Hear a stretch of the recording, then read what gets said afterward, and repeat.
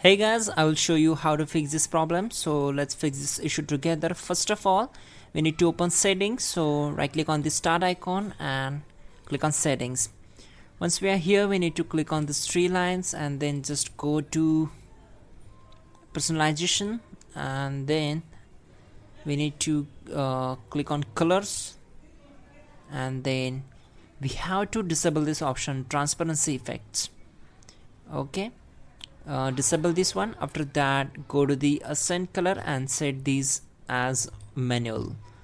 Once done, go back, then this time go to accessibility and then click on visual effects, and now we need to turn off this option, transparency effect, from here also, and turn off this option also, animation effects. Once done, just close this window, then go to search bar, type here the device manager, and then click here to open it.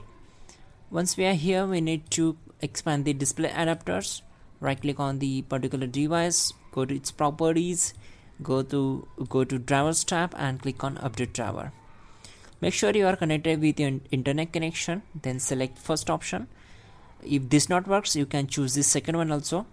Then select model, click on next, and there we go, complete the process. Once done, just close all windows one by one, and then go to search bar.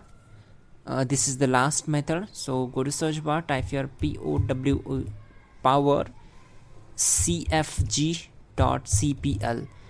powercfg.cpl, and click on. So once we are here, we need to click on the change settings. If you selected high performance or balance anything, so click on change settings and then click on restore default settings for this plan. Select S, and once done, just close all windows one by one and then restart your system.